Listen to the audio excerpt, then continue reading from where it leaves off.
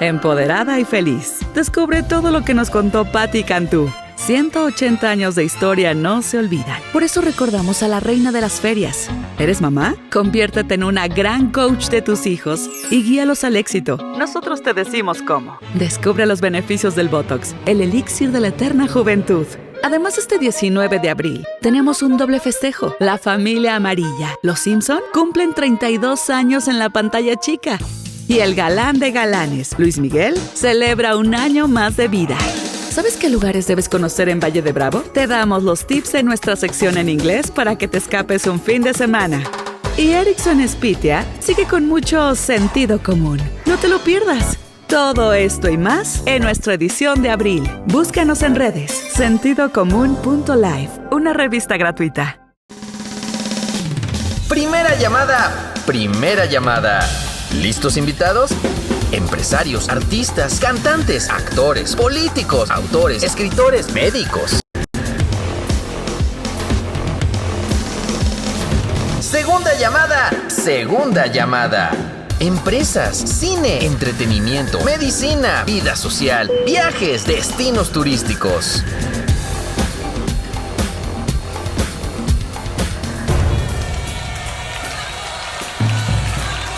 Tercera llamada. Tercera llamada. Erickson, con sentido común. Bienvenidos.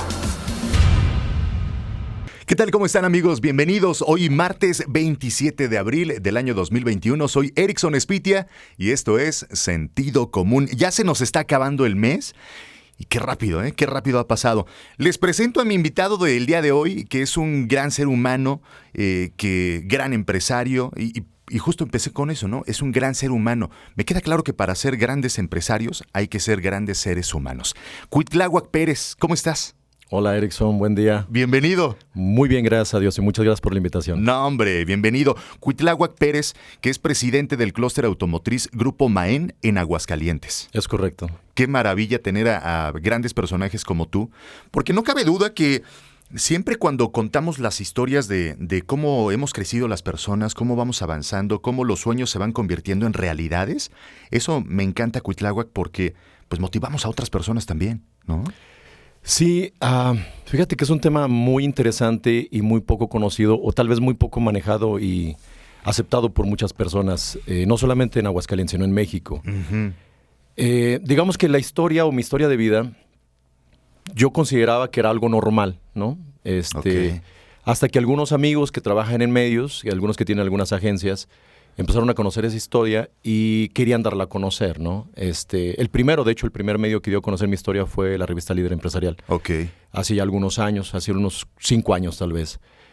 Y no sé, tal vez muchos de nosotros hacemos lo que queremos y lo que nos apasiona y lo que disfrutamos todos los días sin darnos cuenta que a lo mejor, como tú bien lo acabas de mencionar, puede ser inspiracional para alguien más, ¿no? Uh-huh. Y más en un país que históricamente carece de una infraestructura, un ecosistema donde lo que mejor podríamos hacer es la innovación, el emprendimiento, la ciencia, el desarrollo de la ciencia, etcétera, para no ser tan dependientes tecnológica y económicamente de otros países, ¿no? Totalmente. Y eso fue lo que pasó en mi caso, ¿no? En los últimos años. ¿Dónde naces?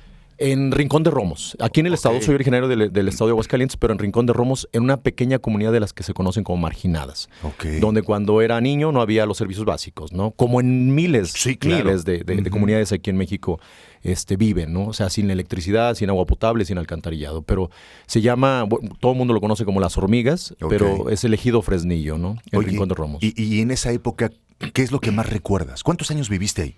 Hasta los 15 años. Okay. Antes de los 15 años, poquito antes de los 15 años, cuando ya me vine a estudiar la prepa aquí en la ciudad de Aguascalientes y comencé a vivir en una casa de asistencia en la España. ¿Qué es lo que me recuerdo? Tierra, piedras, nopales, una presa que colinda con la comunidad, es la presa del Saucillo, pescar, nadar, básicamente eso fue mi niñez, ¿no? ¡Qué maravilla! Sí. ¿No? O sea, me queda claro que cuando platicamos de comunidades que no tenían los servicios básicos y demás, ahorita es como, híjole, qué fuerte. Pero en su momento también, Cuitláhuac, no me dejarás mentir, uno cuando es niño no lo ves, ¿no? O sea, no. Los papás también tienen una gran imaginación y gran esfuerzo que nos llevan el pan a la casa o nos llevaban el pan a la casa y no veíamos tal vez la carencia, ¿no? No, fíjate que Hace unos días, una gran amiga, Anabel Villalobos, llevó unos chicos, unos niños de Nuevos Horizontes, hablando de la Universidad Cuauhtémoc. Fueron 4 chicos, 4 niñitos, yo creo que unos 8 o 10 años, entre 8 y 10 años, no tengo la certeza de qué edad tenían. Les dimos un recorrido por toda la compañía. Bueno, ahorita me presentaste como presidente del clúster automotriz del grupo Maen, pero también nosotros tenemos nuestro grupo de empresas, ¿no? Que es Mainsteel. Okay. Es el grupo Mainsteel. Tenemos 4 empresas aquí en Aguascalientes, un centro de investigación y una en Estados Unidos también. Y esa historia, pues ahorita entramos un poquito más a eso, ¿no? Pero una de las preguntas cuando terminamos el recorrido con estos chicos, pero niñitos, o sea... ¿Qué te dijeron? Una niña me dice, ¿alguna vez soñó o se imaginó estar donde está actualmente, tener lo que tienen actualmente con esta empresa y todo lo que hacen, el centro de investigación, todo lo demás? O sea, para empezar, una pregunta de ese tipo a un niño de esa edad. Claro. Dice, oye, yo no me hubiera, no se me hubiera ocurrido a mí. Tiene alma de periodista el niño. Sí, claro. Y entonces, eso me lo han preguntado en varias ocasiones, pero venir de la niña a esa edad, cuando a esa edad todavía yo vivía ya en el rancho y no tenía servicios básicos, sí me impactó. Y la respuesta es no. Le digo, cuando tú vives en un entorno tan precario, donde lo que mejor teníamos en ese momento es que, gracias a Dios, por ejemplo, mi papá es maestro jubilado, pero fue maestro toda su vida, doble turno siempre toda su vida, y nunca nos faltó calzado, vestido ni comida. Pero nosotros éramos de los que no nos faltaba lo básico, porque había muchos amigos que, por ejemplo, ellos siempre andaban descalzos, o comían una sola vez al día si es que acaso, claro. ¿no? Lo cual es normal, Erickson. O sea, sí. Lo cual no puedes lamentarte ni sentir lástima por nadie, porque en ese entorno naces y en ese entorno te desenvuelves y en ese entorno creces. Esa ¿no? es tu realidad. Exacto. ¿No? Y lo ves natural, Exacto. lo ves normal. Yo como 3 veces, él come 2, él come 1, yo ando descalzo, él trae unos medios. ¿No? O sea, Exacto. Sí. Entonces, en realidad, pues sí, o sea, digamos que ese entorno lo disfruté porque eso era lo que conocía, porque Dios me puso ahí desde que nací y no había contra qué comparar. Entonces, la verdad es que yo no puedo quejarme de que mi niñez le faltó. No. ¿Tienes hermanos? 2 hermanos mayores que yo y una hermana más chica que yo. Somos 4, así es. Bueno, no te tocó ser el sándwich, ¿no? Como le dicen. Y soy el único que no soy maestro. Oye, pero a ver, entonces, vives 15 años ahí en el municipio, en esta zona, donde, ¿qué era lo que soñabas? Tú veías a papá como maestro y me queda claro que muchos, pues, tratamos de replicar lo que veíamos en casa, ¿no? ¿Tú qué pensabas? ¿Qué soñabas en ese momento? Fíjate que a lo mejor la respuesta va a ser un poquito contradictoria a la pregunta. Lo que no soñaba era ser maestro. ¿Qué decías? Yo no quiero ser eso. Exactamente. Era más bien lo que yo traía en la mente. ¿Por qué? Porque yo relacionaba que el ser maestro significaba darle en algún momento a mis hijos, si Dios me diera la oportunidad de tenerlos, un entorno similar al mío. Entonces, eso era lo que no quería hacer yo, ¿no? Digo, yo adoro a mi viejo, de verdad que obviamente uno de mis ejemplos a seguir es mi papá, pero no quería ser maestro. O sea, más que... Porque no querías un entorno similar, ¿no? Y lo que sí soñaba era que Dios me diera la oportunidad de tener la capacidad de cambiar entornos. Wow. De mejorar el nivel de vida de las personas o la calidad de vida de las personas. Eso sí soñaba desde niño, fíjate. No soñaba no ser sabías ingeniero, cómo. Exactamente. No tenía idea de cómo lo podría, pero sí soñaba que tuviera esa capacidad, que Dios me diera la oportunidad de cambiar y mejorar el nivel de vida de las personas, ¿no? No, hombre, qué maravilla.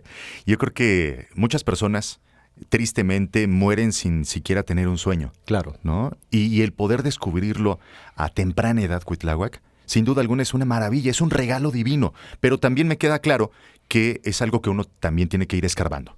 O sea, ahí están cuántas personas estaban en tu comunidad y tú dijiste, oigan, yo quiero algo diferente, ¿no? Yo quiero salir de aquí, yo quiero generar algo distinto. Y entonces, ¿cómo tomas la decisión o en qué momento es que dices, vámonos a Aguascalientes? Desde niño, fíjate que desde niño yo traía algo que no era normal en un niño. O sea, muchos niños tenemos esa como que iniciativa o inquietud de armar y desarmar o desarmar y armar, ¿no? Pero lo mío iba más allá. Lo vio por lo mismo que te explicaba. Oye, pero espera, hay personas que desarmamos y ya después, ¿y ahora cómo lo armo? Sí, exactamente. Yo era así, ¿eh? Sí. Desarmaba y de repente, ay, chis, ¿y por qué me sobró esta pieza? Sí. El detalle es que, por ejemplo, yo recuerdo que mi papá nunca, el niño Dios nunca llegaba a casa, ¿no? Mi papá nunca nos compraba juguetes. Pero la característica que tenía mi papá cada vez que tenía una oportunidad me regalaba una herramienta o una herramienta diferente, un par de herramientas, ¿no? Pinzas, desarmador, etcétera, etcétera. Y nunca entendía por qué. Hace pocos años, recuerdo un comentario de mi mamá donde me decía, es que tú desde niño fuiste muy obsesivo. La razón de por qué decía eso es que yo desde niño armaba y creaba mis propios juguetes. ¿Desde qué edad? No lo sé, Erickson. De verdad, es difícil decirte de los 4, 5, 3 años, no lo sé. Pero sí recuerdo cuando lo que mi mamá decía es que cuando te metías a armar o cuando comenzabas a armar uno de tus juguetes, te metías a uno de los cuartos que teníamos, desde que despertábamos, te despertabas, te ibas para allá. Y no salías. Y no salías hasta que terminaba el juguete. Dice, llegabas al grado de que, por ejemplo, yo en las mañanas te llevaba el plato de comida porque no ibas a desayunar a la cocina. Y 1 hora después o 2 horas después llegaba y el plato estaba vacío, pero tú no hacías caso, no respondías, no hacías nada, ¿no? Y la comida y la cena lo mismo. Se tardabas 1, 2 o 3 días y era lo mismo. Pero salías del cuarto hasta cuando terminabas el juguete, ¿no? Oye, ¿y alguien te enseñó a usar las herramientas? No, nadie, no. Y utilizaba yo, por ejemplo, mismos cactus, ¿no? Cactus, plásticos, alambres, vidrio. Sí, lo que tenías a tu cartón, alcance. exactamente, madera. Y con eso, o sea, las herramientas que compraba mi papá, pues por eso era tan tardado, ¿no? Claro. Pero eso es lo que traía. Entonces, cuando yo fui creciendo, yo quería estudiar mecánica, pero no mecánica de carros, porque mucha gente siempre relaciona mecánica con mecánica de carros. No, era mecánica industrial, pues. O sea, saber armar y desarmar, pero bien. Claro. Sí, el ABC, ¿cómo sí, es que se hace, exactamente, ¿no? así es. Entonces, desde ahí yo le pedí a mi papá, cuando terminó la secundaria en Rincón, me dice, pues vámonos a sacar ficha al bachillerato pedagógico. Le dije, no, jamás en mi vida yo quiero estudiar para maestro. Y si quieres ayudarme a buscar dónde. ¿No se enojó? Se sintió mucho, sí, claro. Por supuesto, se sintió mucho porque ya los primeros 2 hijos. Tus 2 hermanos ya son, claro. Exactamente. Y entonces le digo, ayúdame a buscar una prepa donde haya mecánica o algo relacionado con la mecánica, ¿no? Y encontramos electromecánica en el CBT 168. Okay. Ahí fue donde comencé a estudiar la prepa. Ahí ya nos venimos, por ejemplo, mis 2 hermanos ya vivían aquí en Aguascalientes, en la casa de asistencia. Yo fui el tercero. Y 1 año después de que yo me vine aquí a Aguascalientes, mis papás se mudaron con toda mi hermana, exactamente. Claro. Pues ya 3 hermanos estábamos acá, 3 de sus hijos estábamos acá, ¿no? Y después de ahí, 3 años después, me voy al Tecnológico de Aguascalientes. Oye, pero a ver, cuando llegas a Aguascalientes, pues ya 15 años, ya es una edad, ¿no? Ya estás ahí observando las cosas de diferente forma. ¿Tenías novia en esa época? En la secundaria sí, aquí no. En la secundaria sí no. Mira... ¿No te dijo no te vayas? No. ¿O te la trajiste? No, es muy chico todavía. No, aparte teníamos otra característica, Erickson. Tal vez te tocó vivir algo como que lo que te voy a platicar o tal vez no. Pero en esa época y en aquellas generaciones o en aquellos tiempos, era muy difícil tener recurso financiero para algo más que lo básico. Por supuesto, desde niño, claro, ¿no? Sí. Entonces, cuando veníamos para acá, te voy a poner un ejemplo rapidísimo. Si el camión, el pasajero de Rincón a Aguascalientes cobraba 2 pesos y el urbano cobraba 20 centavos porque vivíamos en la España, estaba en Colinas. Entonces, mi papá hacía el cálculo de lo que me gastaba de un camión de ida, un camión de regreso, o una torta y un refresco. Y así, ni un centavo más, ni un centavo menos. Tus 2 pesos, exactamente. claro. Entonces, pensar en alguna actividad, inclusive tener novia, algo, pues era prácticamente era un lujo. imposible. Sí, exactamente, así es. Entonces, pues no, la verdad es que no había posibilidad. Porque entonces tenías que compartir tu torta. Exacto. O sea, dices, oye, mi torta la tengo que comer. No, mejor no. O regresar, irnos caminando. Caminando, claro, sí. Exactamente, así es. Oye, una vez que empiezas a estudiar acá en Aguascalientes, porque obviamente ya es una ciudad, ¿no? Sí. O sea, en esa época se notaba también el cambio de donde vivías a llegar a Aguascalientes y decir, caray. Sí, creo que ese proceso fue el que me marcó. Mira, por ejemplo, el primer cambio que yo noté, el comenzar a comparar entornos fue del rancho, porque obviamente hicimos la primaria ahí en el rancho, y luego ya cuando me voy a la secundaria a Rincón de Romos, a la cabecera municipal. Ahí empiezas a comparar las casas de unos amigos o compañeros con tu casa. Y los estilos de vida. Exacto. Claro. Y luego, ya cuando me vengo aquí a Aguascalientes, a la ciudad, por ejemplo, había 2 compañeros en la prepa, en el Cebetis, que tenían auto. O sea, a los 15 años, 16 años, ya manejaban ellos su auto propio, ¿no? De mi salón. Y entonces decías, wow. Claro. ¿Qué harán sus papás o qué? Como para que exactamente. Y entonces empiezas a comparar su entorno y dices, pues por supuesto que hay posibilidad, ¿no? La pregunta nada más es, ¿qué camino es el que tengo que seguir? Muchas personas, Cuitlagua, que no me dejarás mentir, pero les da para abajo. Sí. En lugar de motivarlos, sí, es como, no, es que yo no soy como ellos. Y empieza la queja y el lamento, ¿no? Fíjate que también no es tan anormal. Ese comportamiento, tú sabes, por ejemplo, que la mente humana normalmente tiende a irse hacia la parte fatal, negativa, hacia la parte negativa, ¿no? Y eso es históricamente, ¿no? Eso es por el aspecto o la tendencia de supervivencia. Y lo maximizas. Exacto, exacto, ¿no? Y entonces, pero todo depende de uno, como dicen, el hábito no hace el monje al final de cuentas, ¿no? Claro. Sí, depende mucho la aspiración, los sueños, o qué tan tan arraigado tengas ese anhelo para poder seguir luchando independientemente cada etapa, pero tienes que ser paciente. Sabes perfectamente que no hay ningún atajo o ninguna fórmula mágica para llegar a donde quieres llegar. Todo es un camino. Disciplina, constancia, claro. Y por más que estudias historias de éxito de gente a nivel mundial, te das cuenta que todo el mundo siguió el mismo camino, ¿no? Algunos fueron más osados. O sea, por ejemplo, te puedo decir ahorita Elon Musk. Elon Musk, pues, entre Elon Musk y Steve Jobs son las dos personas que yo admiro y sigo mucho, ¿no? Pero sí, Elon, este brinco, ¿no? Elon es un tipo exageradamente osado. O sea, es increíble la valentía y el riesgo que toma al momento de invertir y desarrollar ese tipo de proyectos, porque no sé si sepas a nivel mundial cómo se cataloga el desarrollo de un país a nivel tecnológico. El desarrollo, o se mide más bien, un país qué tan desarrollado está en la parte tecnológica en medida la cercanía que tiene hacia el universo. Okay. Es decir, hacia arriba. Hacia arriba. En ese sentido, cuando los países llegan un poco más arriba, es el país más desarrollado tecnológicamente. Okay. Por eso Elon agarra este concepto. Vamos a Marte. Exactamente. Claro, sí, así, salgamos, ¿no? Sí, porque obviamente Estados Unidos tiene que ser, digamos, el número uno, la potencia tecnológica en ese sentido. Entonces, hay cosas que yo considero normales dentro de lo que es un ambiente terrenal o terrestre. E Elon está rebasando eso. Creo que es lo único que puedo criticar a Elon, ¿no? Pero de ahí en más, sí hay gente que tiene esa capacidad de sobreponerse y hay gente, como tú bien que mencionas, que ver a alguien que está sobresaliendo, creciendo, etcétera, le da para abajo. Decir, no, yo nunca, ¿no? Y eso no es viable. Y sabes que también el trabajo en equipo, Cuitláhuac. Me acuerdo cuando tenía igual como 10 años que escuché una historia, ¿no? La historia es sobre unos cangrejos, que iba un cuate en la playa y llevaba 2 charolas de cangrejos, ¿no? 2 cubetas de cangrejos. Una con la tapa y la otra descubierta. Entonces le preguntaron, ¿y por qué qué tienes ahí? No, pues cangrejos y acá cangrejos. ¿Y cuál es la diferencia, no? Bueno, es que estos son cangrejos mexicanos y estos son cangrejos japoneses. ¿Y por qué tiene la tapa los mexicanos? No, bueno, los japoneses, ¿no? Porque si le quito la tapa, todos salen. ¿Y los mexicanos por qué no? Bueno, es que el que va subiendo lo agarra y lo jala, ¿no? Y eso me impactó mucho también. El saber que el trabajo en equipo es algo que nos ha costado históricamente desarrollar en Latinoamérica, ¿no? Y en México, pues creo que todavía más. Creo que nuestro problema es cultural, Erickson. Fíjate que nosotros nacemos y somos formados con una cultura completamente dependiente de... me voy a ir un poquito más macro, ¿no? Si nosotros hablamos, por ejemplo, de la dependencia que tenemos de Estados Unidos. Claro. Y es real. Por ejemplo, nuestro PIB, en años anteriores, nuestro PIB dependía un 80 y tantos % de las exportaciones.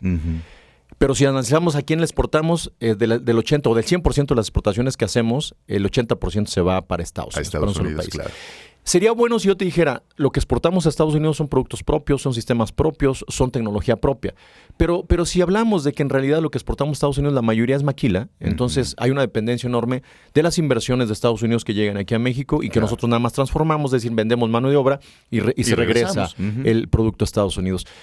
Si nosotros nos vamos a un poco más social, no sé si alguna vez te tocó escuchar cuando alguien vendía ropa americana que decía, sí, claro, muy aceptada, pero si nos vamos también al origen de dónde se fabrica la ropa americana, te das cuenta que mucha se fabricaba aquí, se producía aquí en México, en Latinoamérica, etcétera. Sí. Pero ese concepto de depender de alguien más o de pensar que en Estados Unidos o que en Japón y que en Alemania son mejores, exactamente, eso nos hace ideológicamente, culturalmente inferiores, ¿no? Sentirnos por debajo de, ¿no? Entonces, fíjate que tiene mucho que ver en ese aspecto el comentario que acabas de hacer. Es importante mencionar o aclarar que al final buscan a México por una razón específica, por la capacidad, el talento, la experiencia y todo el conocimiento que tenemos aquí en México. Lo curioso es por qué el mexicano no tiene la capacidad de desarrollar y de crear por sí mismo. ¿Por qué tiene que esperar a que alguien venga para decirle, ten este proyecto y tú eres capaz de mejorarlo mucho? Claro. O sea, es increíble, obviamente, es esa situación que vivimos todos los días aquí en México. Y más ahora con este tipo de presidente, ¿no? Claro. No hagas nada, ahí quédate tranquilo, no se preocupe. No, bueno. Y yo te doy. Y yo te doy. No hagas nada y yo te doy. Claro. Ese tipo de cosas que, no, la verdad es que yo estoy en contra de... ¿no? Ahorita platicamos un poco más. Sí, y donde estás, con todo respeto, pero donde estás matando al por sector supuesto, productivo. en lugar ¿no? de incentivar Claro. y decir, oye, ¿sabes qué? Te voy a dar esa lana si tú me traes Por supuesto. por proyecto. Así Órale, es. por proyecto te doy tanto. Claro. Oye, imagínate qué cantidad de proyectos tendríamos Claro. a nivel mundial. Pero bueno, regresemos a tu historia un poquito. Oye, cuando llegas acá, entonces, pues logras ver esta diferencia y esas ganas, esa hambre de seguir creciendo y de empezar a desarrollar lo que hoy ya estás haciendo. ¿Cómo es que te das cuenta de que tenías que estudiar lo que estudiaste? Desde niño. O sea, desde ya niño. sabías. Sí, yo sí, fíjate que Ese es desde mi niño. camino. Yo creo que ahí sí te puedo decir, yo sin exagerarte, creo que a los 4 o 5 años yo quería estudiar algo Ok. que me ayudara a saber o entender lo que había dentro de una caja de plástico, como por ejemplo una grabadora, un radio. Claro. O sea, yo quería saber racionar, eso es racionar o racionalizar más bien, cómo funcionaba y cuál era la raíz del funcionamiento de los aparatos. Y entonces ya cuando fui creciendo, había entre eléctrica, electrónica y mecánica. Y la verdad es que eléctrica y electrónica no me llamaban tanto la atención como la mecánica, es decir, como la parte de desarmar, entender lo que había, el mecanismo, cómo funcionamos, y luego ya mejorar yo esos mecanismos. Eso era lo que traías de niño. Ok. Entonces, después del CBETIS, sí le digo a mi papá, ayúdame a buscar una carrera. Encontramos ingeniería mecánica en el Instituto Tecnológico de Aguascalientes y aplico y quedo ahí en el tecnológico. Me aventé mis 4 años. Bien, o sea, de verdad es que la carrera sí era lo que yo estaba pensando. Ok. Y pues prácticamente en el 94 termino yo y ahí empieza mi etapa fabril, ¿no? Oye, en el 94, que aparte a nivel nacional estamos hablando que hubo, ¿no? Un Sí. gran movimiento Sí, en sí. aquella época cuando sale esta Gran Depresión, Sí. ¿no? En México, ¿y qué pasa en tu vida? O sea, ¿ves eso a nivel nacional y cómo te mueve, cómo te impacta? Fíjate que a mí lo que más me afectó, Erickson, yo creo que venía esa experiencia que yo traía desde el rancho, donde cada vez que lo que mencionabas ahorita, esa comparación de entornos cuando me iba moviendo, como que más bien a mí, sí yo veía algunas oportunidades de cómo llegar a donde yo quería llegar, pero yo sí también en algún momento me inhibía, o sea, como tú lo mencionabas, me inhibía porque yo no me sentía con la capacidad de competir con o contra, ¿no? Y decía, yo que vengo de allá. Y el problema es que sí te van estigmatizando. ¿Quién Claro, es uno? O sea, vienes el ranchero, Claro, exactamente, sí, o el sí. robavacas, o el esto, el... Entonces, Hijo. así empiezas a sentir ese trato despectivo, ¿no? Ujú. Y cuando yo termino la carrera, yo empecé a llevar, pues, mis datos, porque así como te digas un currículum, pues no. Sí, claro. Mis datos a diferentes empresas.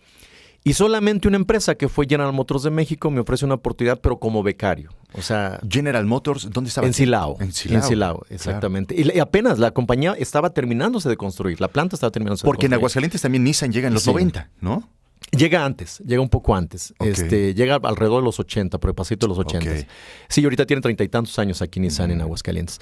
Y entonces me voy para allá, pero me voy a nivel becario. Es decir, ni siquiera a nivel Claro. operador. Sí, sí, sí. Sí, ni siquiera a nivel operador. Pero tomas la decisión de, Sí. voy, órale. ¿Y qué hacías? ¿Ibas y venías? Sí, cada fin de semana. Cada fin de semana venía para acá y me regresaba el domingo. El sábado venía y el domingo estaba ya de regreso. Entonces, un becario con un salario de 1,250 pesos al mes, donde no... Claro. Pues imagínate la renta, alimento, servicios, traslados. No, la verdad es que no. Sí, no da. Cada vez mis papás, cada mes me ayudaban para solventar los gastos. No, pero a los 6 meses me contratan. Cuando Ok. arranca la producción masiva, cuando termina de construirse la planta, arranca la producción masiva. Yo estaba en mantenimiento, en el departamento de mantenimiento industrial y me cambian a producción. Y entonces ahí me da una oportunidad ya de pertenecer como empleado a toda la plantilla de General Motors, ¿no? Y arrancamos desde ensamblar una camioneta hasta 560 o 70. O sea que al día. ese sueño que tenías a los 4 años, de repente, ¿qué? ¿A los 22? Yo entré a los 21. A los 21 empezó. años, de repente ya estabas ahí, ¿no? Sí. Y ya ese sueño ya se estaba materializando. Ya estabas viendo cómo se construía y cuál era el ABC, el protocolo de... Te voy a decir un dato muy curioso. Cuando los primeros 6 meses, de como estaba como becario, pues la verdad es que, digamos, yo ganaba poco, pero estaba acostumbrado a eso, ¿no? Estaba acostumbrado a no tener dinero. No pasa nada. Cuando me contratan ya como parte de la plantilla laboral, casi me quintuplican ese salario. No, bueno, te sentiste millonario. No, llegó un momento en donde yo creo que al mes o 2 meses, yo sí te voy a decir así, lo he compartido con muy poca gente, pero llegó un momento en donde yo decía, ¿y qué se hace con tanto dinero? Claro. Sí, Entonces, claro. pues la verdad es que yo nunca en mi vida había tenido tanto Sí, dinero, sí, ¿no? y junto, al Sí, mismo así tiempo, es. dices, ah, caray, ¿no? Así es. Sí. Oye, qué gran recuerdo, porque, híjole, eso es el resultado del trabajo. Claro. ¿No? Es el resultado. Hoy lo vemos y lo decimos, ¿no? Claro. No es la comodidad, no es el trabajo, Sí. algo. Es el moverte, el saber que tienes un sueño y que te tienes que mover para ello. Y fíjate que algo curioso también relacionado con ese comentario que te dice, en mi vida nunca ha estado como objetivo el ganar dinero. Siempre ha estado el hecho de que quiero esta etapa más, ¿no? Y una etapa más, Claro. por ejemplo, El reto. Entré como becario, pero yo quería pertenecer al plantel. Era lo primero. A los 6 meses pertenecí. Después de pertenecer al plantel, yo quería una jefatura. O sea, entré como supervisor de producción y terminé como ingeniero de procesos. Pero quería una jefatura. Y luego, 2 años después, de aquellos currículums, bueno, hoja, porque no tenía currículums, que dejé aquí, Texas Instruments me manda a llamar.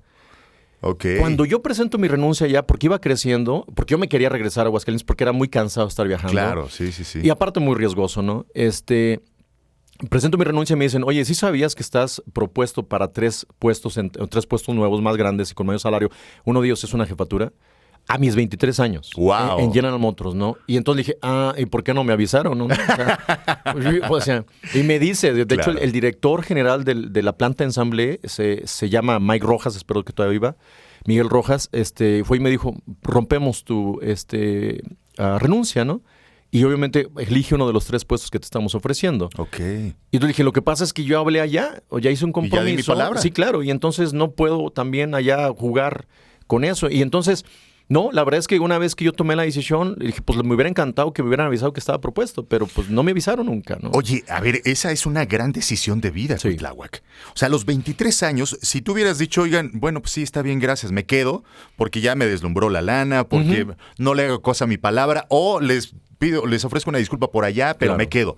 Hubiera tomado un camino totalmente distinto a tu vida. Completamente. ¿No? Y sabes también algo curioso, el jefe directo que yo tenía, el supervisor de toda la gente de producción y de ingeniería, les dijo a los gerentes, ¿no? Y al director, a Mike Rojas, dice, pueden hablar con él, pero una vez que tomó la decisión, no la va a mover. Yo tenía trabajando con él menos de un año. Se llama Cuellar, José Cuellar. Y entonces yo le pregunté, dije, Cuellar, ¿por qué? ¿Por qué sabías que no iba a modificar? Dice, pues me he aprendido a conocerte en este año, ¿no? Y eres un tipo que cuando adopta un compromiso, lo cumple y lo desarrolla y te mueres en la línea, pero lo llevas a cabo, ¿no? Y entonces yo sabía que una vez que me avisaste a mí, yo no había, o sea, de mi parte no había forma de poderte hacer cambiar, ¿no? Porque el compromiso ya lo habías adoptado. Por eso les dije a ellos, y eso es curioso, fíjate, gente como mi mamá o él, o sea, me empezaron a conocer mucho más que yo antes que yo me conociera a mí mismo, ¿no? En ese aspecto. Y esa parte, por ejemplo, de conocerte a ti mismo, ¿cómo ha sido el proceso? Porque lo acabas Complicado. de decir. Lo acabas de decir, ¿no? O sea, muchas veces la persona que tenemos enfrente nos conoce más que nosotros mismos. Y es un proceso difícil, es un proceso doloroso también muchas veces, el aceptar, el reconocerse a uno mismo y decir, no, yo no soy así. No, espérame, sí eres así. Mira, hay, o sea, libros, pláticas, como este tipo de charlas también, ¿no? Hay muchas cosas que me han ayudado a mí a entender, primero, por qué soy así o por qué vengo haciendo así desde niño. Y después, ¿por qué esa evolución que he tenido, esa transformación en mi forma de ser, en mis decisiones que he tomado, etcétera? No todas las decisiones que tomas son correctas, obviamente, Claro. pero en algún momento tú sientes que sí, ¿no? Pero ¿sabes qué? Yo creo que todas las decisiones son correctas. ¿Por qué? Porque gracias a esa decisión, aunque le llamemos mal, te movió a... Entonces, si no hubieras tocado esa parte negativa, no te hubieras movido a las demás. Entonces, Totalmente de acuerdo contigo. todo O sea, es bueno, ¿no? es como decía un amigo, ¿no? A veces cuando te divorcias y te preguntan ¿por qué te casaste con ella? Porque fue la mejor decisión Claro, en ese momento, claro. ¿no? Fue la mejor decisión. O sea, a la mujer... Nadie se casa pensando que se va a divorciar al Exactamente. año. Si a lo mejor hubiera esperado un día, probablemente las condiciones hubieran cambiado. Pero en ese momento tomé la decisión porque era la mejor decisión. Yo estoy completamente de acuerdo contigo. Y al final, eso te va llevando a donde vas y a donde vas. A lo mejor te desvías un poquito, pero te vuelves a A donde regresar, tienes etcétera. que llegar. Pero sí, te ayuda a avanzar. Oye, entonces regresas a Aguascalientes. Sí. Y regresas con un buen puesto. Texas Instruments, me regreso a ingeniería, pero sobre todo con un proyecto que se llama el Planta El Cedazo. Éramos como unos 12 o 14 ingenieros aproximadamente los responsables de terminar la construcción de Planta El Cedazo, lo que es ahorita Sensata Technologies. ¿23 años tenías? En ese momento 23 años, así Ok. es. Y comenzamos a viajar esos 12, 14 ingenieros todos a Estados Unidos y Canadá a comenzar a traer líneas para llenar las naves, las nuevas naves de Planta El Cedazo, de Texas Instruments. Y entonces nos la pasamos 2 años, yendo y viniendo. Éramos como un grupo de más de 10 ingenieros, ¿no? Oye, y siempre digo que es maravilloso el trabajo. No lo pongo entre comillas porque yo digo, bueno, te pagan por aprender. Sí. Te pagan por aprender, o sea, y ahí mientras ibas y venías, estabas aprendiendo, estabas viendo de forma interna cómo eran los procesos, ¿no? Sí, fíjate que mucha gente no lo entiende, mucha gente, y sobre todo las nuevas generaciones, es complicado convencerlos de que en la etapa inicial, cuando comienzas tu etapa laboral, todo ese camino que tienes que recorrer, no puedes exigir algo que no puedes ofrecer. O sea, lo primero que tienes que hacer es obviamente pues dar para poder recibir, ¿no? Claro. Ese dar es, voy a aprender, vengo a dar mi tiempo para aprender y después solamente yo sé que eso voy a ser capaz de poder exigir un puesto, exigir un salario, pero con mis resultados, no con mi boca, Claro. o sea, sino con mis resultados. No lo entienden todavía. La vieja escuela, todos aprendimos y nos formamos así y entendemos perfectamente que el resultado es el que habla por una persona, no la boca, ¿no? Eso es muy diferente. Y al final, eso es lo que tiene que prevalecer en México y en Latinoamérica. Porque la mentalidad, como mencionábamos hace unos minutos, la mentalidad es, quiero esforzarme poco, quiero ganar mucho. Fácil, Y quiero ¿no? ganar, y quiero hacerlo rápido, ¿no? Entonces, no, o sea, vuelvo a lo mismo. Estudia todas las historias que quieras, o léelas, investígalas. Claro. Y ninguna historia tiene un camino similar a ese, o cercano a ese, ¿no? Ni llegaron al éxito antes de los 30, No. o sea, No. sí, claro. Así es. Oye, entonces, bueno, vas y vienes durante 2 años. ¿Y luego? Sí, bueno, más déjame una anécdota. Por ejemplo, yo hablo inglés, no muy bien, pero lo hablo inglés. Pero lo curioso es que cuando me toca esa etapa, el primer viaje que hice para Estados Unidos para traerme una línea completa, me llevé más de 30 operadores, entre operadores técnicos, calidad, etcétera, todo un grupo interdisciplinario. Llego allá. Mi inglés era muy básico, y me toca, así llegando el primer día, me toca entrar a una reunión donde era toda la reunión operativa relacionada con... No entendí nada. Yes. Sí. Ok. Sí, no, al último había un operador allá en Estados ¿Qué Unidos dijo? que era ¿Qué colombiano pasó? y le dije, vas a ser mi mejor amigo en estos 2 meses. Y sí lo fue. Sí lo fue. Qué buena Pero onda. 2 años y después de ahí, yo sentía que ya técnicamente, desde el punto de vista de ingeniería laboral, que mi ciclo había terminado. Oye, ahí, pero ¿no? ¿sabes qué? Esa anécdota, para cerrar ahí el paréntesis, Cuitláhuac, a muchas personas también los confronta y dicen, no quiero, no puedo, sí. y adiós. Y me hago Así es. chiquito y me desaparezco. Así es. ¿No? En lugar de decir, soluciono, Sí. sigo avanzando, no pasa nada, lo resuelvo, ¿no? Y lo curioso es, por ejemplo, te decía que yo hablo inglés, pero no he estudiado nunca. O sea, Ok. yo estudié nada más la secundaria y la prepa. Y hasta ahí. Porque en el TEC no nos daban inglés. Pero eso fue todo. O sea, yo nunca he estudiado inglés. Entonces, en base a la experiencia Claro. laboral, es como muchos amigos me han ayudado a ir corrigiendo los errores que he Y tenido. como se han ¿no? aprendido muchas cosas, ¿no? Muchas En la vida. cosas, exactamente, así es. Oye, a ver, entonces, y luego, ¿cuál es el siguiente? ¿Cuánto tiempo pasas ahí en Texas? 2 años. 2 años. Y después de ahí yo sentía que mi ciclo había terminado. En ese momento, fíjate que en el 98, había un auge muy padre. O sea, había un crecimiento industrial aquí en Aguascalientes y en la región también muy, muy bueno. Y en la República Mexicana, porque Sí. para el 98 ya habíamos agarrado otra vez la estabilidad. Exactamente. ¿No? A nivel nacional,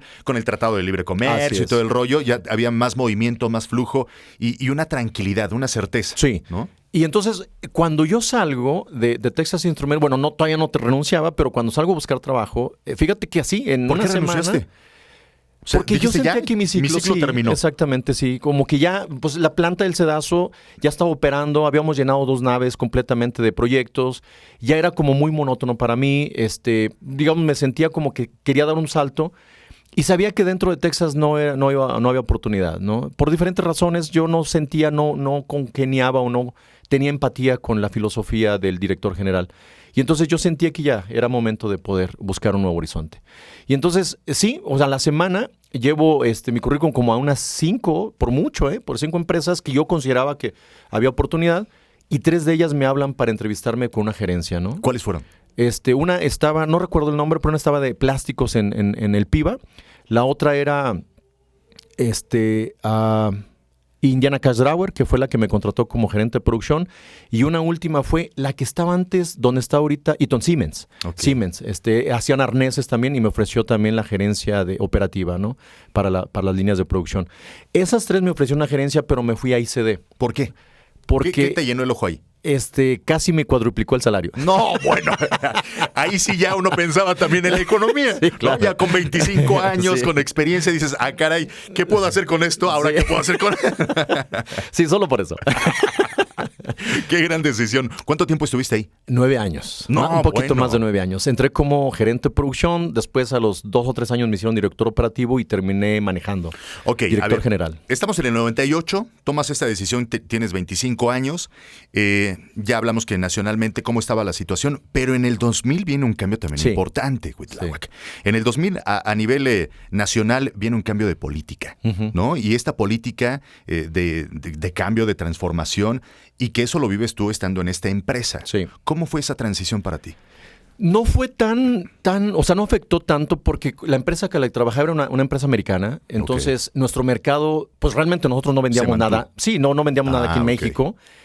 Todo lo que producía yo era para exportación. De hecho, nosotros hacíamos cajas registradoras. El principal cliente que tenía en ese momento a nivel mundial, no solamente en México, bueno, en Estados Unidos. Yo enviaba todo a Estados Unidos y de Estados Unidos Se distribuye. se distribuía, inclusive a México. Ok, Inclusive a México se venía de realizaba, regreso a Así otra es. parte. Era Blockbuster, no sé si te acuerdas de esos Por videoclubes, supuesto, ¿no? ¿cómo crees? Y a nivel mundial, yo le fabricaba todas las cajas registradoras que utilizaba Blockbuster, ¿no? Eso podía ser en Europa, en Arabia, en donde tú Wow. quisieras, yo le mandaba esas cajas registradoras. Órale. Entonces, la verdad es que aquí en México lo que pasaba para nosotros como empresa era casi transparente, ¿no? Casi transparente en ese aspecto porque nuestro mercado no dependía en gran medida de México, sino Ok. dependía casi todo en Estados Unidos. A lo mejor un 60% de Estados Unidos dependía, Canadá, algo Europa, algo Arabia y algo aquí en Latinoamérica, ¿no? Pero la mayoría del mercado estaba en Norteamérica, Estados Unidos y Canadá, ¿no? Pasas entonces 9 años trabajando, aprendiendo, desarrollando, generando relaciones, porque al final de cuentas también el trabajo se Sí. trata de eso, de hacer estas relaciones que no sabes en qué momento, ¿no? Vas a echar mano de, Sí. porque se reúnen de repente los sueños, las Sí. ideas, las formas, y cuando menos te das cuenta ya estás generando y asociándote con alguien más. Claro. 9 años, significa que tenías ya 33 años. Sí. ¿Qué pasa a los 33 años? Antes de los 33 años, fíjate que yo me cuestionaba mucho por qué había personas que tomaban el riesgo de crear un proyecto de negocio, por muy pequeñito que fuera. Ujú. Porque yo, desde que salí de General Motors, escuchaba historias, ¿no?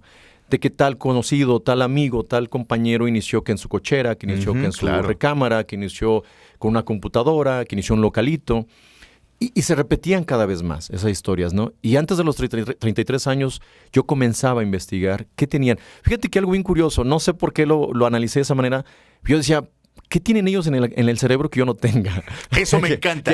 Eso me encanta, ¿sabes? Porque esa misma pregunta me la hacía yo Ok. igual. A los 7, 8, 9, 10 años, yo decía, ese locutor que tiene que yo no tenga. Así es. Tiene 4 pulmones, Exacto. tiene 4 ojos, 20 brazos. ¿Qué tiene de Claro. diferente que yo no tengo? ¿No? ¿Y qué te respondías?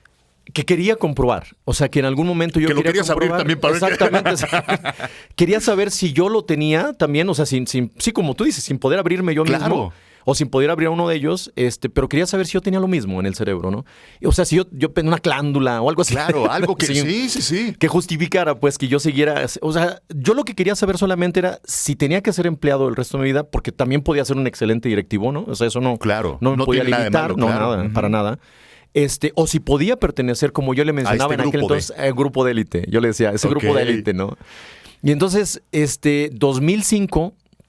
2005 para nosotros fue crucial porque la compañía, bueno, desde 2003 aproximadamente, 2004, la compañía empezó a tener problemas porque nuestro producto era un producto muy bueno, o sea, producto muy robusto que se garantizaba por 5 o 6 millones de ciclos, para que tengas una idea. O sea, Wow. la apertura de los cajoncitos para donde está el dinero, lo garantizamos por 5 o 6 millones de ciclos. Empiezan a entrar los productos asiáticos, esos productos de plástico Claro. chiquitos, donde Más costaban económicos. el Ujú. 40% le costaba Wow. nuestro producto y entonces en 3 años esos productos desplazaron nuestro producto a nivel mundial. Oye, aunado también a que en ese momento Blockbuster también venía a la baja. También venía a la ¿no? baja, Que era tu exactamente. cliente fuerte, que dices, oye, de repente está. Exacto. Ya cerraron tiendas en todos lados, ¿no? Y entonces en ese inter se combinó con el hecho de decir, quiero saber. Y entonces fíjate que en esos años anteriores al 2006, yo creo que como unos 8 años o 10 años antes, intenté 3 negocios.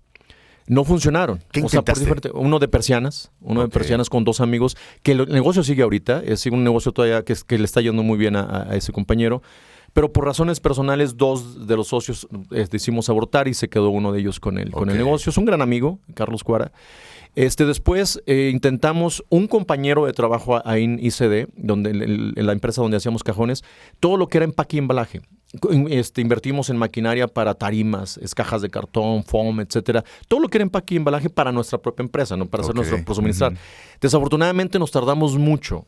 Y cuando nosotros tomamos la decisión, la compañía venía en declive, ¿no? Entonces ese declive no alcanzamos a ni siquiera recuperar la inversión que hicimos con lo poco que alcanzamos a venderle a la compañía. Entonces fue una inversión completamente equivocada, una decisión completamente equivocada, pero sabíamos, nosotros que hicimos como la desesperada. Pero es que te forja. Sí, claro. No, eso te forja y dices, ya sé cómo no se tiene que hacer. Exacto. Y la última fue maquinados. Todo el mundo decía, pues es que compró un torno y una fresa y empezó y está trabajando y ahorita está trabajándole para no sé qué, cuántas empresas grandes. Entonces, otros dos compañeros y yo compramos, no, pues no, tampoco dio.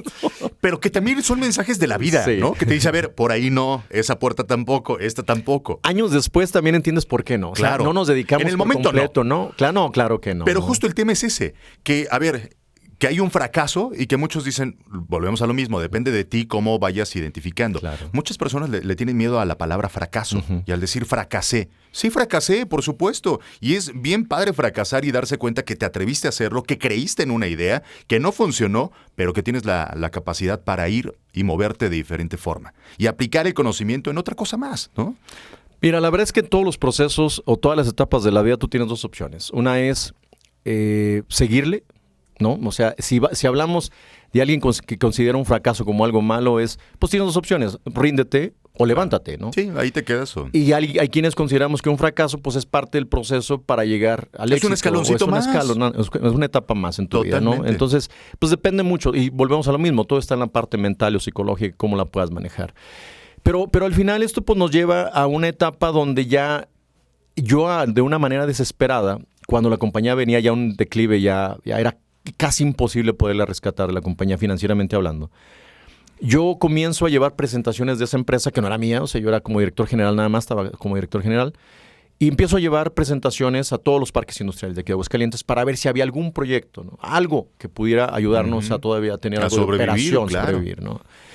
Y ahí, o sea, surgió una oportunidad después de meses, surgió una oportunidad de la empresa, antes comercialmente se conocía como Industria del Asiento Superior, que es Tachíes ahorita. Okay. Antes era INSA, la conocíamos como INSA, pero ahorita es el grupo Tachíes. Tachíes tuvo una etapa impresionante aquí en Aguascalientes, una etapa con un gran compañero que es Gonzalo Esparza, que ahorita está en el Consejo de Japón. Okay. Le ha ido también al gran amigo Gonzalo, que ahorita ocupa una silla en el Consejo de Tachíes a nivel Japón, a nivel mundial, pues, ¿no? Okay. Y con otro compañero también que es Armando Gómez, ¿no? Armando Gómez, ellos tuvieron una etapa impresionantemente buena en Tachíes, donde le dieron una transformación. De hecho, Gonzalo y Armando, y junto con todo un equipo, con Efraín Silva y algunos otros, hicieron un emporio prácticamente aquí en Latinoamérica, porque abrieron, de tener 2 empresas solamente, 2 plantas en México, tienen ahorita creo que 7 u 8 más un centro de ingeniería, ¿Empresa? ¿Qué hacen? Todos los asientos para Nissan. Okay. De hecho, Tachíes a nivel mundial no recuerdo si bien es el segundo o tercer fabricante de asientos a nivel mundial para todas las armadoras de vehículos. O sea, es grandísimo. Y es que, bueno, la posición de Aguascalientes era privilegiada, sí, claro, ¿no? O sea, sí. Está Nissan en Aguascalientes y en ese momento pues se potencializa. Así es. Y hubo quien estuvo bien preparado en el momento para agarrar la oportunidad. Y ahí es donde nos toca, ahí es donde nos dan la oportunidad de pertenecer a la cadena de suministro del sector automotriz a través de Tachíes, ¿no? Iniciamos nosotros con unos ensambles de soldadura, nos daban las partes metálicas, nosotros las uníamos en soldadura y las regresamos. ¿Y esa era toda tu chamba? Esa era toda la chamba en el 2006. Nos dan esa oportunidad, ahí nace el primer proyectito. Rentamos un espacio en una nave de 400 metros cuadrados, 16 personas iniciamos. De hecho, las 16 que terminamos en la otra empresa, que era ICD, de las cajas registradoras, son los mismos que iniciamos. ¿Te los llevaste? Sí, exactamente. ¿Qué dijiste? Vámonos a seguirle. Hay una historia por ahí un poco larga, pero fíjate que te lo puedo contar en segundos, donde se acaba la historia de ICD. A mí me hablan de Estados Unidos, me dicen, no vamos más, ya no hay más recursos, se acabó, haz lo que puedas con la gente y haz lo que puedas con las máquinas, ¿no?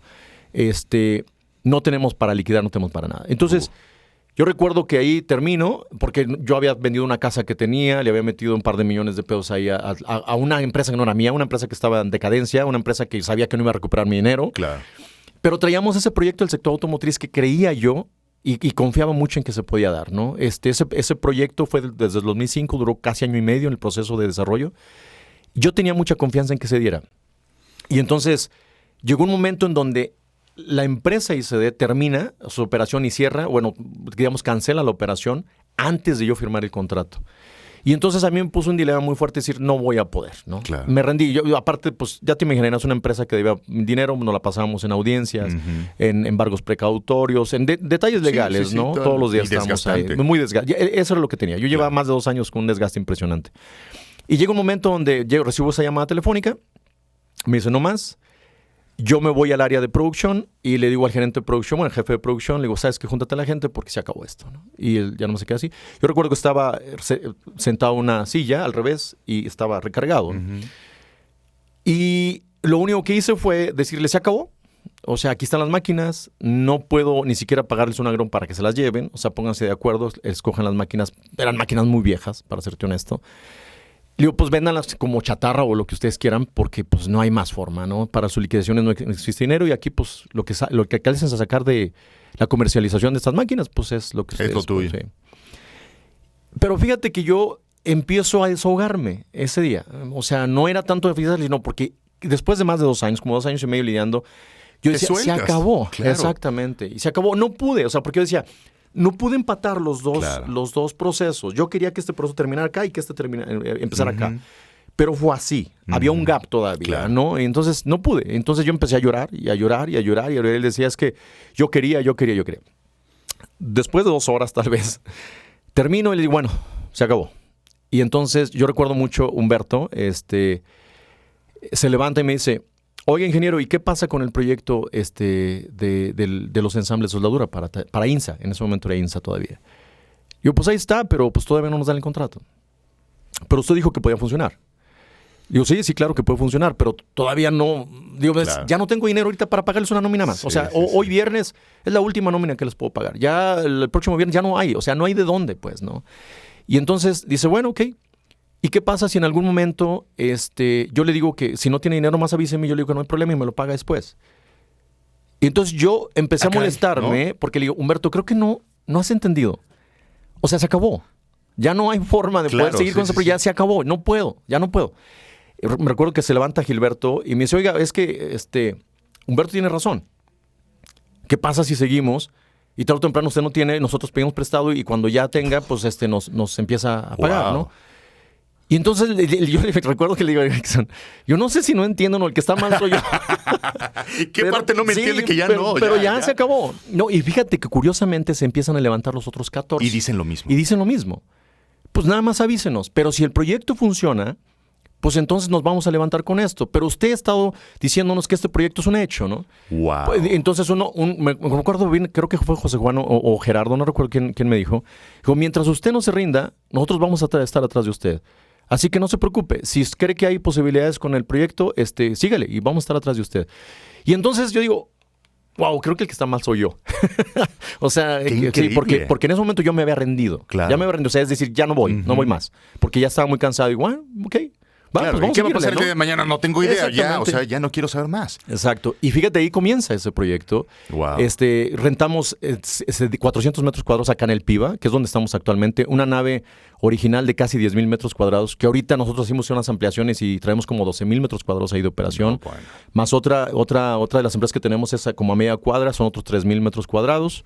La empresa de agro que tenemos también está pasando la salida a Zacatecas, ahí mismo por esa altura, que son otros 3,000 metros cuadrados. ¿Y qué es lo que hacen hoy en día, Cuitlao? Mira, nacimos con el sector automotriz, eso fue la primera empresa.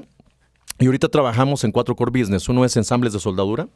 Otro trabajamos lo que es el formado de alambre estructural, formado de tubo estructural y estampado de partes metálicas. Eso es lo que le hacemos a 4 core business, pero como a unos 9 Tier 1 entre Aguascalientes y Guanajuato. Okay. Honda, Mazda y Nissan, ¿no? Para esas 3 armadoras. Como en el 2008, 2009 creamos otra compañía que es para el sector comercio y ahí fabricamos una cantidad impresionante de productos que pues nuestros clientes son como FEMSA, o sea, Oxxos pues, FEMSA, Arca Continental, Coca-Cola Margarita, Siemens, Soriana, Telec, SIC, Vianey. ¿A ellos qué les hacen? Exhibidores, por ejemplo, todo lo que es retail, puros exhibidores. Okay. Pero, por ejemplo, Siemens, hacemos muchísimas partes para gabinetes eléctricos, ¿no? De alta tensión. Hay otros clientes que le hacen telecomunicaciones, por ejemplo, está Telec, todo lo que son soportes y cubiertas para telecomunicaciones, para redes de voz y datos y toda esa parte, ¿no? Otros que son muchos soportes muy grandes para subestaciones de alta tensión.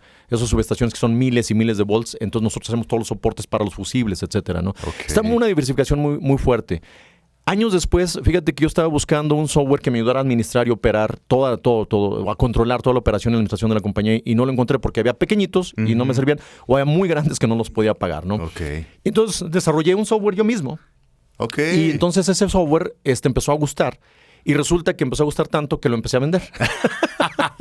Y creé una compañía para el desarrollo de software de aplicación industrial. Aquí en Aguascalientes. Aquí en Aguascalientes, así es. Y hace un poquito más de 2 años creamos la última empresa que trabajamos para la agroindustria. Todo lo que son implementos, sistemas para la producción, para el trabajar la tierra. Estamos distribuyendo también tractores provenientes de la India, que es marca Sonálica. Y para invernaderos, sistemas para invernaderos también, ¿no? Y dentro de estas 4 unidades de negocio que tenemos, también hace 5 años, poco más de 5 años, creamos un centro de investigación y desarrollo. Creo que es el proyecto más importante ahorita de nosotros. Ahí estamos trabajando para desarrollar tecnología en la parte médica, movilidad eléctrica, en la parte industrial, industria 4.0, energías, generación y almacenamiento y agroindustria, ¿no? Este año queremos desarrollar el primer prototipo de tractor mexicano también. ¡Wow! ¡Qué maravilla! ¿Y cómo la vida entonces te fue preparando, no? Sí. Porque todo lo que me dices en este momento que haces hoy en día, que hacen tus empresas, son las cosas que estuviste haciendo durante toda tu vida, ¿no? Sí. Que cada etapa te fue llevando y que hoy dices, puedo hacer todo esto a la par. Claro. Y reunir a todo este gran equipo de trabajo que es maravilloso. Oye, y bueno, hoy en día, ¿cuál es el siguiente sueño que tienes? A desarrollar, fíjate que el centro de investigación lo creo más bien, hace un poco más de 5 años con una experiencia que tuve al visitar Japón. Es impresionante. La verdad es que no fue una visita de un día o de una semana o de fin de semana. Fueron 5 semanas. ¿Qué característica tuvo ese viaje? Que es el primer viaje que hago con esa característica, donde haces vida. Donde ya haces vida. O sea, por ejemplo, normalmente cuando sales de viaje llevas una maleta. Claro. Y como que mentalmente dices, ya se acabó la ropa en la maleta, ya es momento de regresar, o ya es momento de regresar, ya no hay ropa, etcétera. Allá no. O sea, nos hicimos base en Nagoya y nos fuimos moviendo a diferentes ciudades, diferentes regiones. Y regresábamos y era a lavar la ropa. Claro. O sea, era una vida normal, rutinaria, ¿no? Y dentro de todo eso, todo fue impresionante, Erickson, todo. O sea, centros de investigación, los clústeres. Yo me fui con esa característica de conocer clústeres industriales en Japón, cómo se une gobierno, industria y academia para crear lo que crean en Japón. Claro. Pero lo que más me impresionó fue la historia de Japón. Cómo Japón, desde la época samurái, va evolucionando a pesar de las catástrofes que ha habido en Japón, ¿no? Y las limitantes que tiene Japón, porque Japón no limita con nada, o sea, es decir, es totalmente aislado, por eso no tiene la influencia de nada. Tuvo obviamente influencia por el hecho de la conquista, que trataron de conquistarlo una N cantidad de veces, pero no tuvo influencia directa de nadie, claro. ¿no? Entonces, ¿cómo Japón hizo para poder convertirse en esa potencia económica y tecnológica? Que es, ¿no?, hoy en día. Esa historia fue la que me impresionó. Y yo soñaba y digo, México algún día. Y sí, ¿no? Claro que sí. O sea, por supuesto que sí. El punto nada más es cómo generar ese cambio generacional, cómo crear ese cambio generacional en México, ¿no?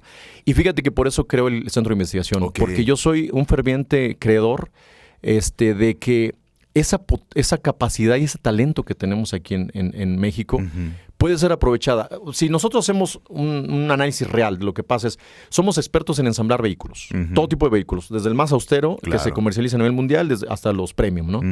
Pero no hay un vehículo de marca mexicana que tenga presencia a nivel mundial. Compramos tecnología en todos los países, de Corea, de Japón, de Estados Unidos, de Canadá, de cualquier país desarrollado tecnológicamente, la compramos. Yo tengo mucha tecnología de varios países, ¿no? Pero ¿por qué no hay una empresa que desarrolle tecnología para el mercado mexicano? Entonces es donde dices, hay un mercado enorme. Por supuesto. Enorme, ¿no? Y obviamente la oportunidad está. ¿Qué es lo que quiero hacer? Pues obviamente generar un proyecto que tarde o temprano satisfaga las necesidades del mercado interno. Que dependamos económica y tecnológicamente menos de los países que dependemos. Ser más ahorita, autosuficiente. ¿no? Exactamente. Dime una cosa, ¿y la relación con gobierno tanto estatal como federal, cómo es? Es buena, pero digamos en términos de saludo. Políticamente correcta. Hasta ahí. Si me preguntas si ha habido algún apoyo para este tipo de proyectos, no. ¿No? Lo he buscado, por supuesto que lo he buscado, pero no. Llevamos más de 5 años invirtiéndole una cantidad considerable cada año a estos proyectos. Que en un par de meses los vas a conocer. es tecnología tampoco, no estamos hablando de algo básico, Erickson. Estamos hablando de hacer una mexicanada, ¿no? Para salir en la foto y para demostrar que tenemos la intención. No, yo creo que yo siempre he estado totalmente en contra de las intenciones, las buenas intenciones. Las buenas intenciones no te sirven de nada. Las buenas intenciones normalmente te generan una frustración y un descontento. Porque, por ejemplo, si yo te digo, oye, Erickson, ¿sabes qué? Pues fíjate que, no sé, vamos a desarrollar este proyecto y te voy a ayudar tarde o temprano a invertir en un set, etcétera, etcétera. A lo mejor vamos a bajar recursos de acá, etcétera. Es una buena intención. Pero si pasa 1 año, 2 años y dices, oye, es que tú hablaste hace 2 años de que esas buenas intenciones no sirven nunca de nada. Y el problema de los gobiernos es ese, ¿no? Que obviamente las intenciones que tienen son muy buenas. Pero históricamente hemos visto que eso es lo que se repite. Lo único que cambian son los actores. Claro. Pero al final repites buenas intenciones con gente que no tiene la capacidad ni la experiencia ni conocimiento de los sectores a donde están hablando y que al final es mejor que no hablen, ¿no? Es mejor que se queden callados. Es mejor decir, a ver, ven tú y explícanos cuáles son las necesidades que tiene el sector para, en base a esas necesidades, crear los programas o crear los apoyos, ¿no? Claro. Y también decir con toda honestidad, porque eso nos pasó, por ejemplo, en 2 niveles de gobierno en 2020. Había intención, sí, tenemos una bolsa de tal, etcétera, etcétera. ¿Sabes a cuántas empresas apoyaron el clúster? A 2, de las más pequeñitas. Y el resto, no. Claro. O sea, todos metimos una solicitud, pero al final la buena intención se quedó en eso, en algo desagradable. Y que no cabe duda que sí se requiere el unificar estas líneas, ¿no? Y también podríamos incluir la parte de las universidades. Claro. ¿No? Porque es un trabajo en conjunto que vamos cada quien haciendo su labor para desarrollar y hacer cosas diferentes en nuestro México. Yo creo también en eso, Cuitláhuac. Yo creo que tal vez no nos toque verlo, ¿no? Eso es lo que digo. Tal vez no me toque verlo, pero qué padre el ser un engranaje de esta gran instrumento y que el día de mañana alguien más venga con estas ganas y que continúe con un sueño y con una idea que se implementó. Yo creo que es muy poco lo que se tiene que cambiar para lograrlo, Erickson. Mira, el problema es que ese poco es muy grave, es muy fuerte. O sea, el ego de las personas. Es de mucho trasfondo, claro. Sí, el ego de las personas. Por ejemplo, yo ahorita he trabajado con varias universidades, pero ahorita estoy trabajando con una en específico, es la Universidad Tecnológica de Aguascalientes, con Memo Hernández Duque. Ahorita actualmente entre Memo y yo, nuestros equipos están desarrollando un software para manejar directamente ya un brazo robótico. Es un software propio. Okay. Un software propio donde estamos hablando de una cantidad de algoritmos y una cantidad de cálculos matemáticos que se requieren precisamente para poder decirle al robot, muévete de este punto a este punto. Esa instrucción es muy fácil, pero generar la electrónica, control y mecánicamente es impresionante lo que hacer. Claro. Y entre los dos estamos desarrollando eso, pero Memo, fíjate que son de las pocas personas que me he encontrado que no se queda en la buena intención, que dice, ¿qué necesitas para que esos proyectos avancen más rápido y que al menos en mi gestión de aquí de la Universidad Tecnológica yo pueda también tener la satisfacción de decir, sí, colaboré con un proyecto que va a tener impacto a nivel mundial, ¿no? Claro. Entonces, eso es lo que se requiere, o sea, dejar un poquito los egos, dejar un poquito como que esa postura independiente. Dejar el protagonismo, Exacto, ¿no? Dejar este Erickson. Protagonismo y decir, a ver, somos. Exacto. Somos. ¿Qué vamos a hacer? A mí me toca hacer esto, a ti te toca hacer aquello, ¿no? Somos. Claro. Totalmente. Porque la capacidad en la parte académica, en las universidades, la tenemos. El recurso que existe en los gobiernos y el talento y la capacidad que hay en la industria privada, en el sector privado, en el sector industrial, es impresionante, Erickson. Cuando entendamos los tres que el protagonismo es una basura, claro, que el ego es una basura y que lo más importante al final es conjugar esas capacidades y talentos que tenemos y experiencia y conocimiento que tenemos, te aseguro que México sería otro. Pero te digo, no se requiere tanto. El problema es que lo que se requiere es un paso muy grande, ¿no? Sí, y que no cabe duda que cada uno de nosotros tenemos que ir haciendo nuestra labor, ¿no? En nuestro metro cuadrado. Exacto. Ir generando los cambios con nosotros mismos, con nuestra pareja, con nuestros hijos, ¿no? E ir impulsando a las nuevas generaciones. Cuitláhuac, nos podríamos quedar toda la tarde, toda la noche, todo el fin de semana platicando. Y hay que comprometerte a tener un segundo capítulo porque nos quedamos cortos. Yo quería platicar, claro, nos quedamos cortos. Yo quería platicar de la industria automotriz, cuál es el presente, cómo se ve el futuro, ¿no? Esta idea que se tiene también del 2030 o del 2030, ¿no? Cómo estamos avanzando del mundo electrónico y demás, pero hagamos el compromiso de un segundo capítulo, ¿no? Con todo gusto. Bueno, claro, aunque nos esperemos un mes más. No importa, yo con todo gusto estoy aquí contigo. Conste. Ya para terminar este primer capítulo, porque ya está comprometido, ¿ah? ¿Qué le dirías a la gente? ¿Qué se requiere hoy? ¿Qué le dirías a estos jóvenes? ¿Qué le dirías a estos padres que tienen hijos jóvenes o pequeñitos? ¿cómo podemos ser un mejor ciudadano? ¿Cómo podemos tener un mejor país? Porque me queda claro que ahí está la gran clave para generar todos estos cambios y que no sean trabajos individuales, sino que cada vez se sume más gente a este gran proyecto. Mira, hay dos conceptos que yo siempre he manejado, ¿no? Uno es congruencia, y la otra es integridad. Puedes hacer, como lo mencionábamos hace unos minutos, puedes irte por un camino donde hagas las cosas fáciles, tengas obviamente una capacidad financiera muy rápida, con un esfuerzo muy, muy corto, ¿no? Pero sabes que eso es ilícito. O sea, no existe otra forma de poder entender cómo puedes lograr algo así, nada más haciendo algo ilícito. Cuando no quieres ir por ese camino, tienes que ser íntegro, tienes que ser congruente. Es decir, lo primero, como te decía hace rato, las buenas intenciones no sirven de nada. Si yo voy a decir que voy a hacer esto, es porque realmente lo voy a llevar a cabo. Claro. Si no, mejor no lo hablo. Uh-huh. Si lo voy a decir a mis hijos, te voy a apoyar con esto, te voy a ayudar a que logres esto, entonces tienes que hacerlo. Si tu hijo dice, yo quiero lograr esto, entonces apóyalo. Obviamente también esa integridad que nosotros requerimos como personas, como seres humanos, por el mismo, la naturaleza de ser humano, cometemos muchos errores. Claro. De manera natural, sin que en algún momento tengamos Sin la el dolo. intención de hacer, Uh-huh. claro. Pero eso no indica que no seas íntegro. Al final de cuentas, la intención que tienes de ser un buen ciudadano siempre va a prevalecer con el resultado, con la integridad y con la congruencia que tú muestres, ¿no? Creo que es eso. O sea, lo primero es la única diferencia que existe entre los mexicanos y la gente de otros países que ha sabido desarrollar proyectos o que ha creado proyectos de alto impacto a nivel mundial es una mentalidad. Uh-huh. Es la mentalidad de decir, sí, por supuesto, yo soy de Japón y por supuesto Japón es un país que es una potencia, ¿no? Uh-huh. Una potencia económica y tecnológica. Yo soy de Estados Unidos y como los conoces, los americanos son Claro. los salvamundos, ¿no? pero no podemos negar que es la economía número uno de todo el mundo. Sí. Y sigue siendo. Y la China mueve. China lo está Ahí va. acercando, pero Estados Unidos sigue siendo el principal consumidor y la economía número uno de todo el mundo. Y así nos vamos con los alemanes, y nos vamos con los italianos, y nos vamos Claro, con los franceses, que españoles, los que claro. Esa mentalidad es la que no tenemos en México. En México la única diferencia es tenemos talento, tenemos capacidad, tenemos conocimiento, tenemos experiencia, pero no nos creemos capaces. No nos la creemos. Porque creemos desde niños que Estados Unidos o que otros países son los que tienen que venir a México. A decirnos cómo se hace, ¿no? Y por dónde. ¿no? Eso es lo que les pediría, ¿no? Que se la crean, que sean íntegros y que sean congruentes, ¿no? No importa de dónde sean. Claro, ¿no? claro. Cuitláhuac, antes de despedirnos, cada invitado nos deja una canción. Alguna canción que te guste, que te hayan dedicado, que hayas dedicado, la que traigas de moda. Una canción para nuestro playlist. El playlist lo estamos armando en Spotify. Ok. Que es el playlist de sentidocomún.live abril. Entonces, ¿qué canción nos vas a dejar? Y muy buena pregunta. A ver. Vamos a ver si le gusta el reggaetón. Ojalá que no. No, Ah, qué no, bueno. no. No, a mí me encanta Pepe Aguilar. Pepe Aguilar, ¿cuál? Por mujeres como tú. Híjole, sabía que ibas a decir esa. ¿A quién se la dedicas o qué? A mi mujer, Gaby Delgado. Saludos a Gaby, gran amiga.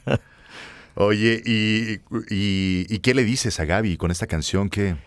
Que de hace un poco más de 2 años que llevo mi vida, yo me encontraba en un momento muy complicado en la parte personal, que inclusive es otro detalle que decíamos acerca de los fracasos. No, yo soy divorciado. Y lo único que te puedo decir de manera global o de manera así íntegra o holística de ella es que llegó a darle un sentido y una paz a mi vida. Impresionante, de verdad. Yo siempre soñé con una relación así, pero llegó un momento antes de conocerla ella que sabía que una relación así no existía, ¿no? Lo busqué por 46 años, antes de que llegara ella, y me rendí. Y pocos meses después de que me rendí, llega ella y me digo, no, sí es viable encontrar ese tipo de relaciones. Y sabes que yo creo que cuando te la pasas buscando es cuando menos encuentras. Exacto. ¿No? Exacto. Cuando ya bajas la guardia y dices, a ver, ya, voy a fluir, si llega, llegará. Y si no, estamos así es. siempre con esta idea de que tiene que ser antes de los 30, tiene que ser Ándale. antes de los 40. Ándale. No, ya a los 50 ya uno ya no se enamora, Sí. ¿eh? A los 60, uy, no, menos. Así Si ya no llegó a los 40, a los 50 menos. No, y que de repente llegue el amor a Claro. esta edad, qué maravilloso. Claro. Qué padre, muchas felicidades. Muchísimas Oye, gracias. qué gusto tenerte con nosotros. Gracias por abrir tu vida, tu corazón, compartir estas palabras y por supuesto que le vamos a dar seguimiento para hacer más cosas aquí con Sentido Común. Claro que sí, yo más puesto que nunca. Mi estimado Cuitláhuac, Gracias, Eric. qué gusto. Muchas gracias a ustedes. Recuerden compartir este programa, por supuesto, para que más personas conozcan esta historia y la comunidad de Sentido Común siga creciendo cada día más. Nos encuentran en Facebook, nos encuentran en Instagram, en Spotify, en iTunes, en todos lados nos encuentran como Sentido Común Life. Muchas gracias. En la producción estuvo Rodri y Aida. También le mandamos saludos a Reina, que próximamente estará de regreso con nosotros. Mientras tanto, yo soy Erickson Espitia y esto fue Sentido Común. Empoderada y feliz. Descubre todo lo que nos contó Patti Cantú. 180 años de historia no se olvidan. Por eso recordamos a la reina de las ferias. ¿Eres mamá? Conviértete en una gran coach de tus hijos y guíalos al éxito. Nosotros te decimos cómo. Descubre los beneficios del Botox, el elixir de la eterna juventud. Además, este 19 de abril tenemos un doble festejo. La familia amarilla. Los Simpson cumplen 32 años en la pantalla chica. Y el galán de galanes, Luis Miguel, celebra un año más de vida. ¿Sabes qué lugares debes conocer en Valle de Bravo? Te damos los tips en nuestra sección en inglés para que te escapes un fin de semana. Y Erickson Espitia sigue con mucho sentido común. No te lo pierdas. Todo esto y más en nuestra edición de abril. Búscanos en redes. Sentidocomún.life, una revista gratuita. El telón baja hoy. Para tener un poco más sentido común, Erickson te espera de lunes a viernes a las 9 de la noche.